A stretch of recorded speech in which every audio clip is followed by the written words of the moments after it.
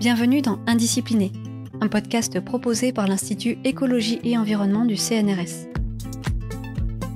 Partons à la croisée des disciplines, à la rencontre des scientifiques qui nous racontent le monde par la lorgnette de leurs connaissances. Aujourd'hui, diversité, anthropisation, alimentation, adaptation, ressources, santé, spéciation, système, durabilité. les plantes, une longue histoire d'interaction.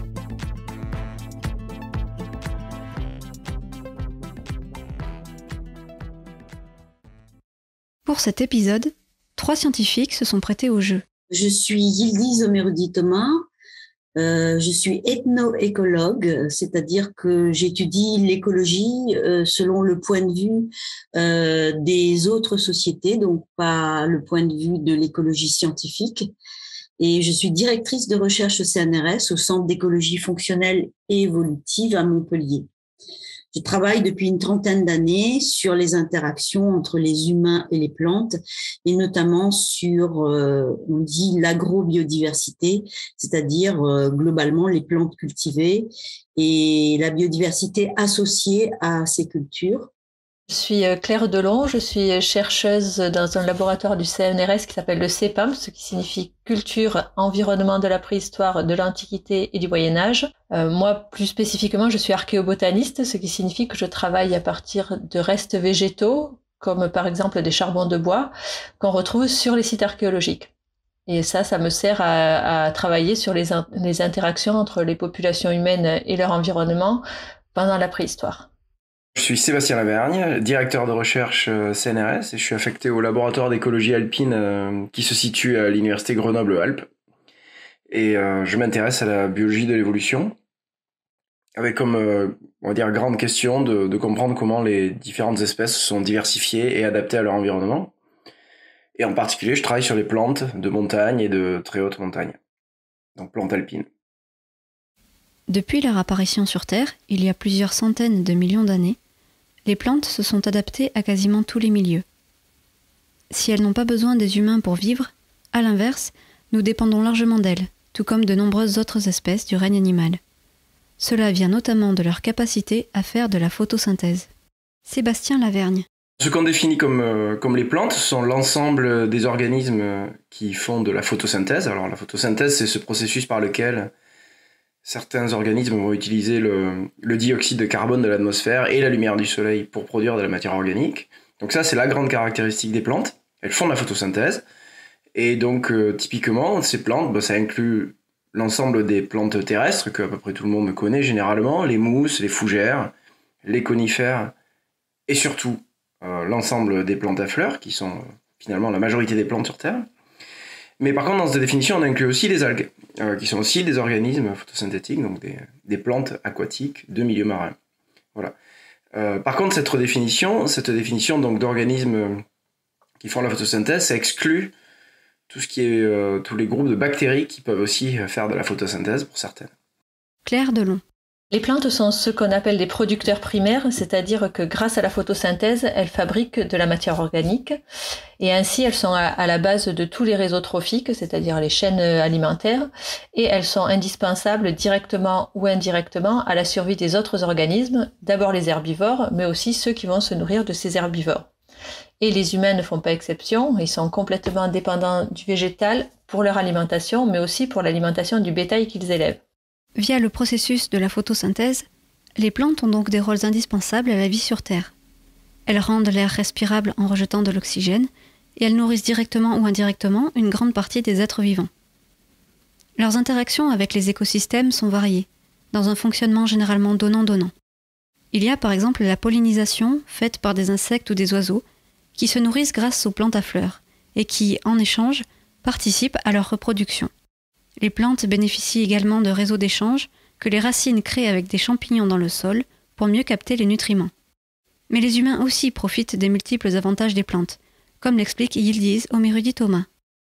L'homme chasseur-cueilleur, avant que nous soyons sédentarisés comme aujourd'hui, depuis l'aube de l'humanité, a été un prédateur de nombreuses ressources végétales pour manger, se chauffer, en faisant du feu, se vêtir, se protéger, ou pour développer ses talents culturels.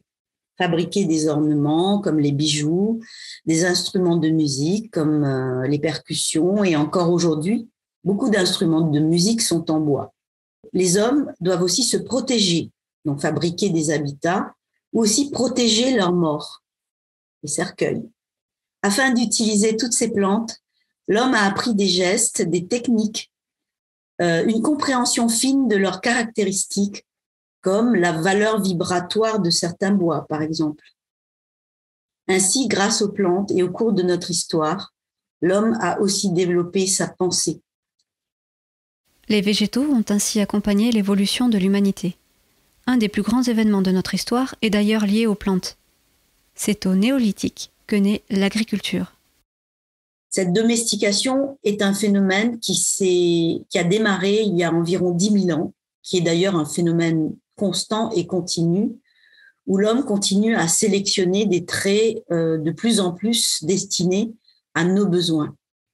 Et cette période, et jusqu'à maintenant, constitue un grand tournant dans les interactions entre les humains et les plantes. En effet, il y a 10 000 ans, l'homme s'emploie alors à transformer ces plantes en choisissant, par exemple, la taille des graines des épis de blé, ou alors en choisissant des épis dont les graines ne tombent pas systématiquement au sol quand elles sont mûres. Donc, au milieu des populations de blé sauvage, l'homme sélectionne des génotypes, en fait, des individus qui sont différents et qui vont correspondre à ses besoins, parce que des graines qui tombent au sol, c'est difficile à récolter, par exemple. Et cette période de domestication du blé aura duré environ 2000 ans. Les sociétés alors étaient essentiellement nomades, mais le néolithique progressivement amène des formes de sédentarisation. Qui dit sédentarisation dit aussi territoire, et territoire beaucoup plus organisé, territoire des hommes et territoire des plantes domestiquées qui, dès lors, sortent de leur milieu naturel pour habiter dans les territoires des humains, où l'homme va aussi apporter, grâce à ses troupeaux, de la fumure. Ainsi, dans ces nouveaux milieux où vont vivre les plantes domestiquées, elles vont aussi continuer à évoluer. Désormais, il s'agit aussi pour les humains de pouvoir stocker, conserver longtemps, ce qui donne lieu à de nouvelles inventions, de même que la fabrication d'aliments sophistiqués comme le vin, le pain. Les territoires sédentaires sont des lieux où se nouent des alliances entre les humains, mais aussi à toute tentative de conquête par d'autres groupes, ces territoires donnent lieu à des guerres entre les groupes humains. L'agriculture a eu un impact fort sur les humains et sur les écosystèmes. Nos ancêtres ont peu à peu modifié leur alimentation en apprenant à cultiver des espèces végétales venant d'ailleurs et laissant de côté certaines plantes et fruits issus de leur cueillette, comme les glands par exemple.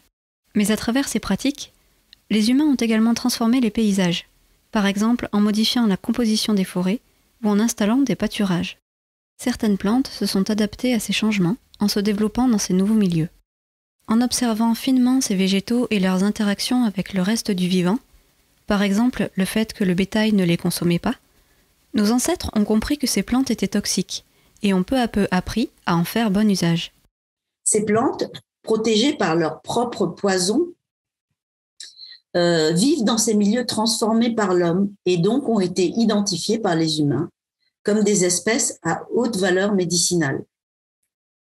Mais pour cela, l'homme a dû aussi apprendre à détoxifier les plantes. Beaucoup de tubercules alimentaires comme les taros, les ignames, les maniocs amers nécessitent toujours aujourd'hui des processus de détoxification. De même, dans nos champs de blé, il y a toute une gamme de plantes adventices, appelées parfois mauvaises herbes, qui accompagnent la domestication des plantes. Claire Delon. Très tôt, il existe un lien étroit entre l'agriculture et l'élevage. Les agriculteurs du néolithique récupéraient vraisemblablement les restes du traitement des céréales, c'est-à-dire les morceaux de paille et les enveloppes des grains qu'on appelle la balle et que nous ne consommons pas, pour les donner au bétail. Ils utilisaient aussi le fumier produit par ce bétail pour fumer les champs et améliorer les récoltes. Et en faisant ça, ils ont mis en place un cycle de la matière organique du champ à la bergerie et de la bergerie au champ.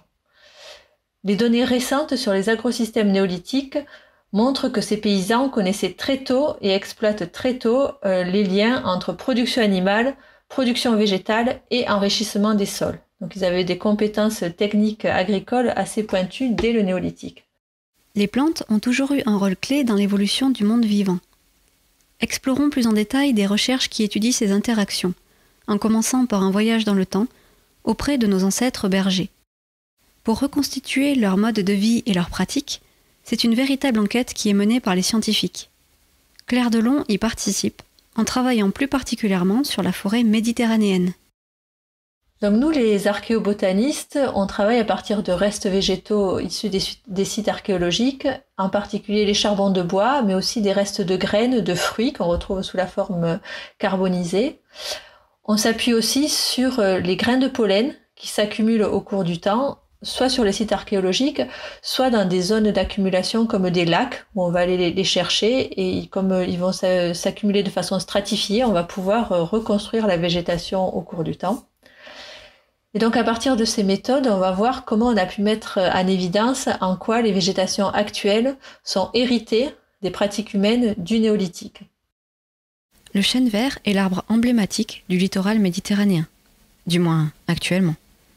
Car les chasseurs-cueilleurs du Mésolithique ont d'abord évolué dans une végétation plutôt stépique, constituée de pins sylvestres et de genévriers, plus adaptés au climat du moment. Ensuite, à la faveur de l'amélioration climatique interglaciaire, ce sont des forêts de chênes pubescents qui s'installent dans le midi de la France.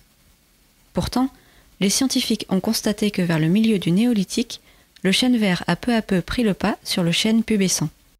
À cette période, aucun changement climatique ne peut expliquer cette évolution de la végétation.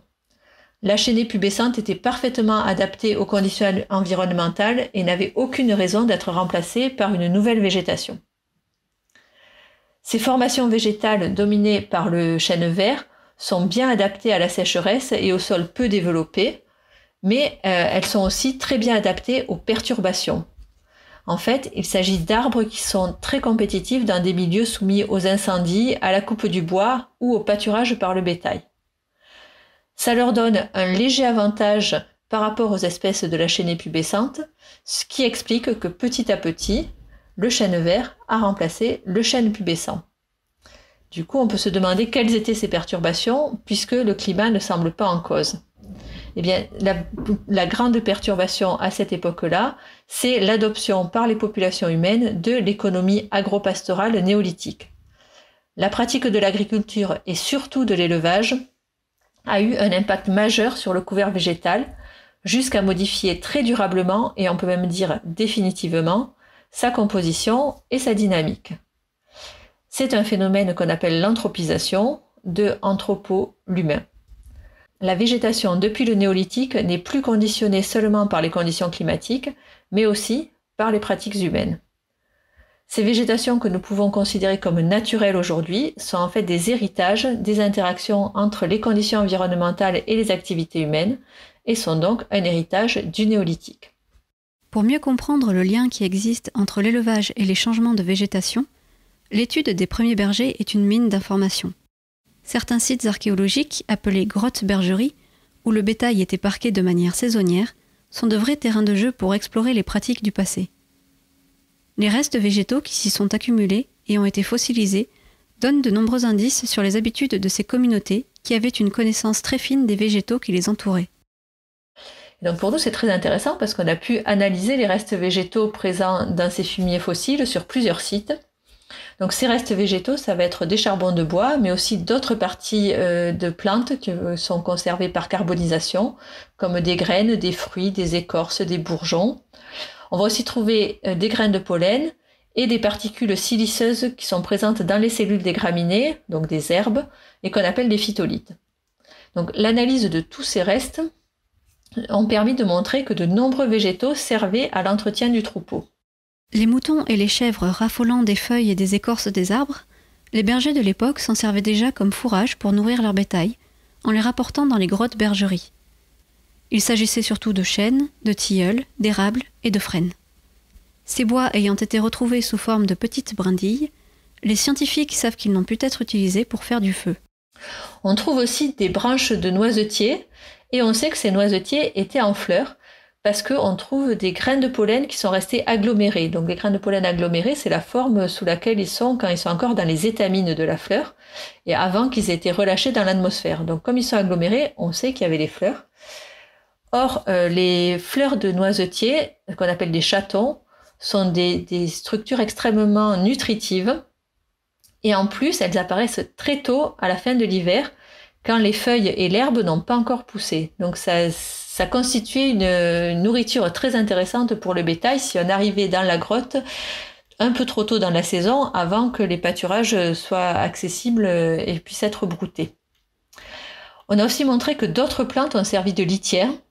C'est le cas en particulier du sapin, dont on retrouve des milliers d'aiguilles carbonisées sur ces sites. Ce qui est intéressant, c'est que souvent cet arbre ne pousse pas à proximité immédiate des sites. Il n'est pas très loin, mais il n'est pas vraiment autour du site, des sites qui ont été utilisés comme bergerie. Et donc les bergers sont allés le récolter exprès, au moins à quelques centaines de mètres de là, pour s'en servir comme litière pour le bétail. Enfin, on a aussi retrouvé de grandes quantités de fragments d'écorce de gui sur certains sites. Donc le gui, c'est cette plante parasite qui pousse sur d'autres arbres. Et on pense en fait qu'il était récolté exprès pour servir de complément alimentaire pour les brebis allaitantes, parce qu'il favoriserait la lactation. Et c'est quelque chose qu'on a pu retrouver dans certaines pratiques d'élevage traditionnelles. Et enfin, sur ces sites, on trouve aussi des graines de céréales et de légumineuses qui, pour leur part, témoignent du repas des bergers et qui sont assez peu abondants. Il faut imaginer qu'au néolithique, ces pratiques d'élevage ont vraiment transformé le paysage dans lequel vivaient les populations humaines.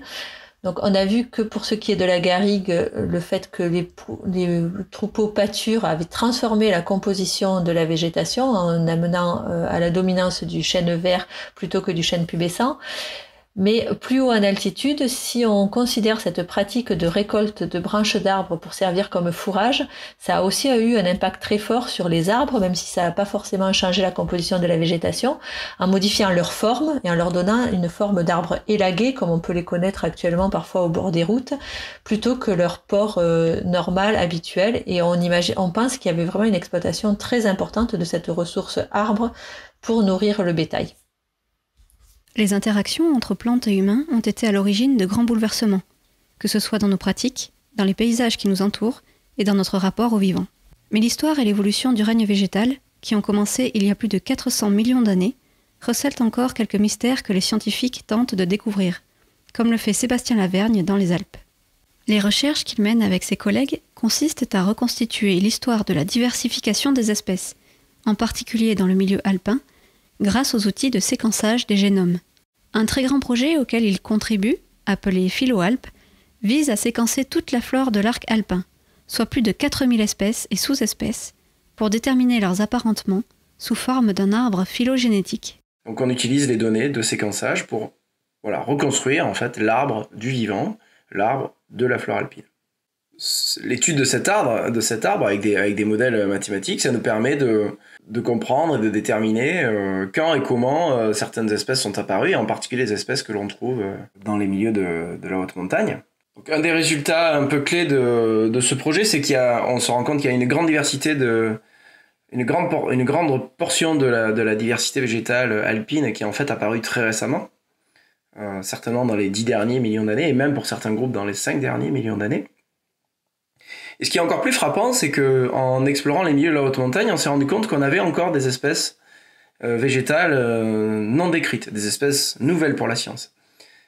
Et ça, c'est assez remarquable en Europe, bien sûr, puisqu'on fait de la botanique en Europe depuis plus de 400 ans, et on pensait qu'on connaissait toutes ces espèces de plantes à fleurs en Europe. Alors, bien évidemment, on continue de décrire de temps en temps des nouvelles espèces, mais c'est un phénomène très rare. Et là, ce qui est encore plus frappant, c'est qu'on a trouvé 3 nouvelles espèces dans un seul genre, dans le genre des Androsaces, qui font partie de la famille des primevères. Et on a trouvé 3 nouvelles espèces pour la science qui étaient restées non décrites jusqu'à ce jour, inconnues pour la science. Et la principale raison, c'est que ces espèces-là se trouvent dans des milieux relativement inaccessibles. Elles étaient vraisemblablement restées inaperçues jusqu'à présent, et pendant 400 ans de botanique en Europe, à cause du fait qu'elles sont présentes dans des milieux extrêmes et très peu parcourus par les botanistes en général. Et ce qui est d'autant plus frappant donc pour ces nouvelles espèces d'Ambrosias qu'on a trouvées, c'est qu'on se rend compte qu'une grande partie de la biodiversité des plantes à fleurs en montagne est issue de phénomènes d'émergence, de spéciation, d'émergence de nouvelles espèces, de spéciation assez récents. Et ces nouvelles espèces d'Ambrosias que l'on a décrites, on s'est rendu compte qu'elles ont toutes émergé vraisemblablement dans le dernier million d'années. Ce qui veut dire qu'en fait, elles sont apparues vraisemblablement sur des sommets qui étaient restés émergés des immenses glaciers qui occupaient les Alpes. Donc elles sont apparues sur des refuges glaciaires. Donc ça, c'est un enseignement intéressant parce que ça nous permet, d'abord, c'est une démonstration indirecte de que ces sommets étaient occupés par certaines plantes pendant les glaciations, alors qu'on pensait que toute la biodiversité alpine était repartie vers le sud de l'Europe pendant les grandes glaciations.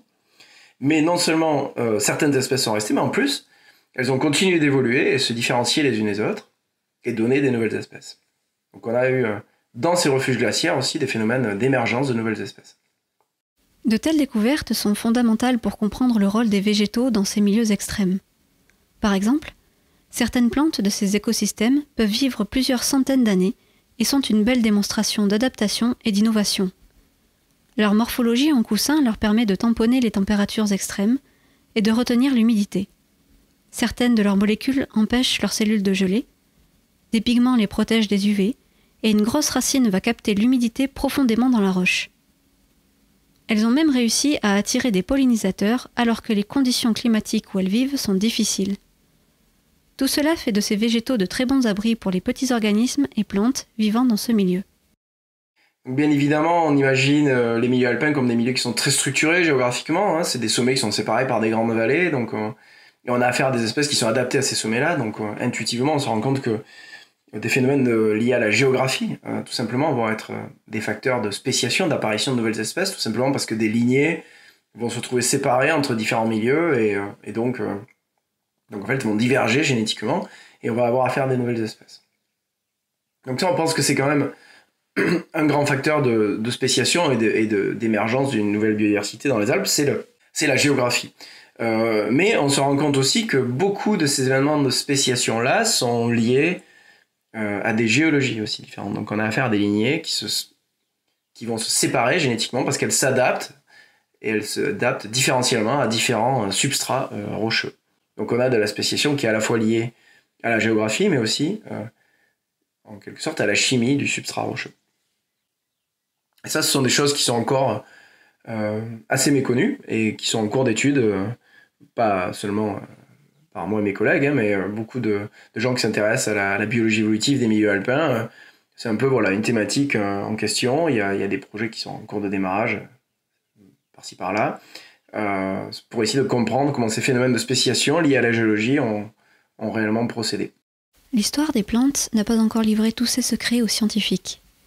Mais une chose est sûre, elle est intimement liée à l'histoire des humains et plus largement du règne animal. L'évolution et l'adaptation des plantes ont influencé les écosystèmes, mais pas seulement. À travers nos usages, nos pratiques, les plantes ont eu et ont toujours un impact sur notre alimentation, nos modes de vie, notre santé, nos cultures et même sur nos modèles économiques. Elles sont le moteur de nombreux échanges internationaux et entrent en considération dans la géopolitique de notre monde. Ainsi, elles ont un lien avec les enjeux auxquels nous faisons face, qu'ils soient écologiques, économiques ou de société. C'est notamment ce sur quoi travaille Yıldız Ömürdi Thomas. De façon plus large, la sécurité alimentaire à l'échelle mondiale dépend de réseaux de commerce international aujourd'hui, de lobbies industriels de l'alimentation. Ceci a notamment entraîné une forte dépendance à un nombre d'espèces cultivées peu élevé comparé au grand nombre d'espèces de plantes auxquelles les humains étaient habitués, entraînant par ce fait des problèmes de santé tels que l'obésité. Claire Delon. Il serait peut-être temps maintenant de réfléchir à réexploiter toute la diversité des plantes cultivées pour choisir des cultivars mieux adaptés à certaines régions, au prix sans doute d'une productivité un peu moindre, mais avec le gros bénéfice d'un impact environnemental qui serait diminué. Un autre aspect, c'est notre appétence pour les choses exotiques. Et donc, cette recherche de végétaux lointains qui a un grand moteur commercial, mais qui du coup devra être réfléchi dans un contexte de ressources finies et d'économie de CO2. Et pour ça, il faudrait peut-être considérer les végétaux qui ont pu être exploités par le passé et qui sont peut-être plus proches de nous. Alors il y a les végétaux utilisés pour l'alimentation, mais aussi par exemple pour l'élevage. On voit que les pratiques ont été sans doute beaucoup plus diversifiées que ce qu'on connaît actuellement. C'est peut-être intéressant d'aller piocher des idées dans ce qui a pu être fait par le passé. Mais notre santé est également dépendante des plantes médicinales. Un sujet qui engendre de nombreuses questions d'équité et de justice. Yildiz Omerudi Thomas.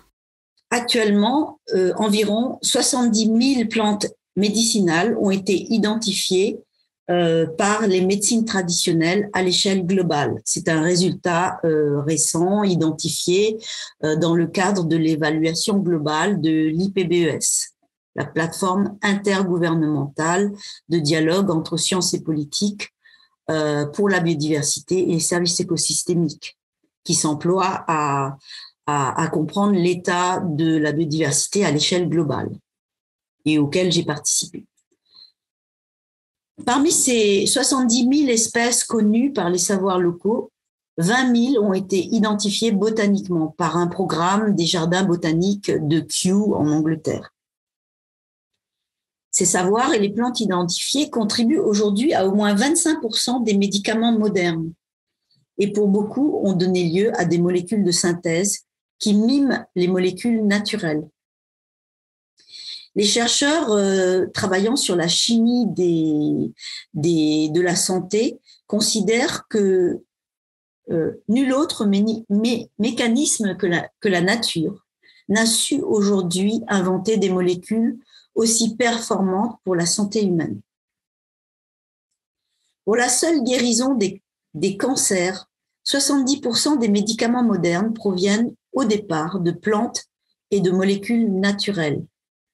Par exemple, la vincristine, qui est un alcaloïde extrait de la pervenche de Madagascar, dont le nom botanique est Catharanthus roseus, est un des médicaments les plus utilisés dans le traitement des cancers. L'Organisation mondiale de la santé considère qu'environ 80% de la population mondiale dépend encore fortement des plantes médicinales pour leurs besoins de santé. Il est à noter cependant que malgré tous les progrès de la médecine conventionnelle, qui est extrêmement efficace, et bien qu'elle soit pour beaucoup fondée sur les découvertes au départ des savoirs locaux, les populations à l'origine de ces savoirs ont peu accès, ou dans certains cas, pas du tout accès à la médecine conventionnelle. Que ce soit dans le domaine de l'alimentation par les plantes ou des soins par les plantes, nous sommes aujourd'hui dans un monde à deux vitesses, ou une très forte industrialisation des productions alimentaires ou des productions de santé ne profite le plus souvent qu'à une faible partie de la population planétaire. Ainsi, des questions d'équité, de justice ou de droit se posent aujourd'hui dans le cadre des interactions entre les hommes et les plantes et constituent un des points clés des questions de gestion de l'environnement à l'échelle planétaire aujourd'hui. L'importance des plantes dans notre quotidien soulève une autre question. Comment réagiront-elles aux effets des changements climatiques en cours ? Claire Delon. Une des choses à retenir, c'est que les paysages végétaux ont été complètement modifiés par les activités humaines, y compris dans les forêts qu'on dit vierges. On a créé quelque chose de nouveau et on ne peut pas faire marche arrière. Ces paysages resteront anthropiques, même si on essaye de moins les exploiter. Et du coup, il est difficile de savoir comment ils vont réagir au changement climatique parce qu'on a des analogues dans le passé de changement climatique, mais on n'a pas d'analogue de changement climatique appliqué à une végétation anthropisée. On peut comprendre le passé, mais le facteur modification par les activités humaines, ça fait qu'on n'est pas tellement capable de dire comment ces végétations vont évoluer. Donc là, on a quand même une grande inconnue. Pour mesurer les effets des changements climatiques sur les plantes, il est par exemple possible de faire appel à la botanique historique. L'idée est de faire, à diverses époques, des relevés de la végétation en un lieu donné. Dans les Alpes, où travaille Sébastien Lavergne, l'aire de répartition de certaines espèces se modifie très rapidement, par exemple en montant vers les sommets. Ce phénomène met en danger d'extinction les espèces qui étaient déjà là, et qui entrent alors en compétition avec les nouvelles arrivantes pour les ressources. La première conséquence, on va dire, de ces observations-là que l'on peut faire en montagne et en haute montagne, c'est de réaliser qu'il n'y a pas un seul milieu sur la planète qui n'est pas impacté par les activités humaines. Même la haute montagne, même les milieux arctiques les plus reculés, même le fond des océans. Tout est impacté par les activités humaines. L'ensemble de la planète l'est. Et donc, s'intéresser aux milieux de la haute montagne que l'on voit comme des milieux très inaccessibles, très reculés, finalement aussi peut-être un peu stables, c'est une manière de faire réaliser au grand public, et parfois juste aux portes de leur maison, puisqu'on parle de sommets qui sont à quelques centaines de mètres, des fois pour certains du pas de leur porte, se rendre compte que même ces milieux-là sont impactés, et de manière drastique, par les changements climatiques et les activités humaines.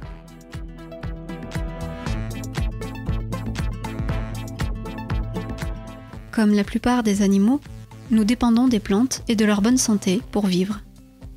Au fil des millénaires, nous avons tissé avec elles des interactions de diverses formes, influençant profondément nos modes de vie. Les étudier et les comprendre est fondamental. Elles sont aujourd'hui fortement affectées par nos activités, et il est urgent d'en prendre conscience et d'agir en faveur de leur protection pour assurer notre avenir et celui du vivant dans son ensemble.